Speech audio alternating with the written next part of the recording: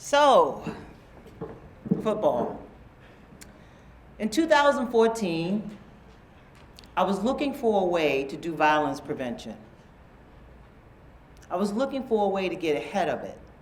Prior to that, I was doing intervention for women who were abused and sexually assaulted and domestic violence. I felt really behind the eight ball though, because I always got there after the event. So I thought, what could I do to get ahead of this, to stop this? So one day I was walking around a field and I saw a team practicing. They were doing football. And I thought to myself, I wonder if this team, this coach would be willing to do violence prevention using this sport. I could use it as a medium, captive audience, right? I wondered, what would it be like? So I walked over to the coach. I could feel it was probably like, this is a violent sport. Why would we want to do anti-violence? But I walked over to him and I took my chances and I said, hey, would you like to do a violence prevention program, coaching boys into men? I learned that their season was 0-11, so he was looking for anything. All right? So he went for it. And I was really didn't believe it. So I started to work with this team once a week for 15 minutes, pouring into them what a healthy relation looked like, what consent looked like. For 15 minutes, once a week. And as I continued to be on the field with my guys, I started to notice different things about them and the way they would change. And Temple University heard that what we were doing on the field and asked me to come and talk about our work. So I took a player with me, which I often do. I always like to take players with me to experience these things. So I took a player with me to Temple University. And as I was sitting there, I thought to myself, if he can't say what I'm doing, then I'm doing nothing. So I looked at my player and I said, hey, you want to go up there and tell him what we're doing? He said, sure, I'll go up there. Unrehearsed, I don't know what he's going to say out of his mouth. Do I care? Really, no. Because at the end of the day, he's going to tell me what I'm doing. And that's all I really care about. So he goes up there on his, in front of everybody, much like yourself.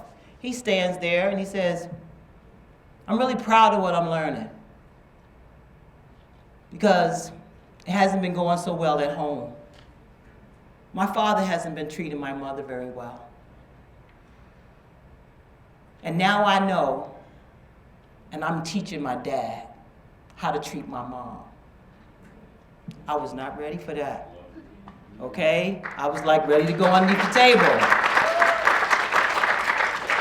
So I'm standing there, flabbergasted. I said, that's what we do. That's what we do. What should I say behind that? But it went deep with me because, again, I was hit with that rush of why I do what I do. And this may be hard for some of you to hear, I'm telling you now. But it reminded me of why I started this to begin with. At a very young age, my father killed my mom. And I don't believe that my dad woke up that morning and said, I'm going to kill my wife. I think there was all kinds of signs and things with him that nobody took notice of. And my desire and passion was to get ahead of that so that the young men that I was working with, right, would never do such a thing. So once a week, 15 minutes a week, I'm using the medium of sports. I got a captive audience, they're going to show up. Practice. I'm in your playbook now. Things started happening with my young men. As we went on, my young men started changing. Eventually they took a pledge. And as you can see, this is the pledge that they took. This is the pledge that they took. And the idea here is to think about, nobody had to take this pledge, but they wanted to take the pledge. So I'm going to act like you guys are my team right now, right?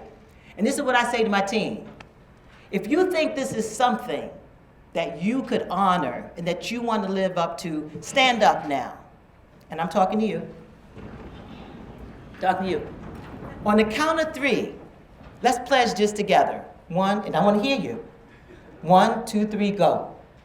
Commit to take a stand against relationship abuse. I believe that violence is neither a solution nor a sign of strength. By taking this pledge, I publicly denounce violence against women and girls. And I understand that by treating everyone with respect, I am a role model to others. A world of respect.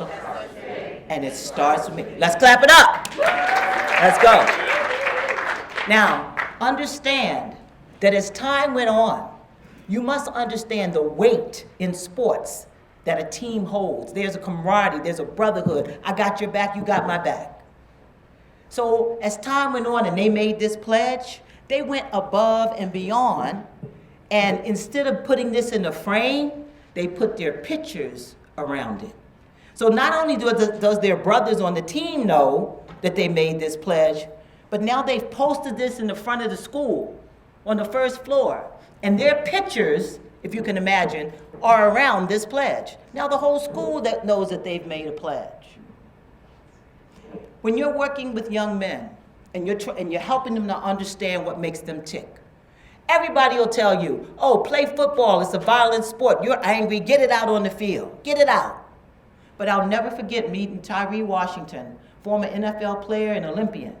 He said, Coach, my coaches knew I was angry. They loved that anger because I was good on the field. But nobody told me what to do with the anger off the field. And I made some horrible mistakes. I wish I had something like this when I was growing up. So as time goes on and I begin to work with my young men, the thing is they start to understand what makes them tick. And again, one of the exercises that I do with my young men, I'm going to do with you here now. Hold this finger up. I want you to put this finger on the part of your body that you notice when you start to get angry. I put it here. I see some of you where you put yours, right? As soon as I'm starting to feel angry, this fist does like this. I want you to understand, and this is what I explain to my young men. The time that it took you to take your finger and put it to that part of your body is just how much time you have before you make a decision that could wreck your life. So violence prevention for me is to, instead of this little time, widen it open and give them tools to handle that aggression on and off the field. It's very, very important. I believe sports is a beautiful platform for violence prevention of all sorts, simply because you have a group of people that want to be there. They're going to show up. They're consistent. There's a time frame where you build and you pour and you pour and you pour.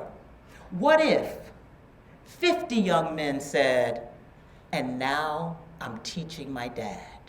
Thank you.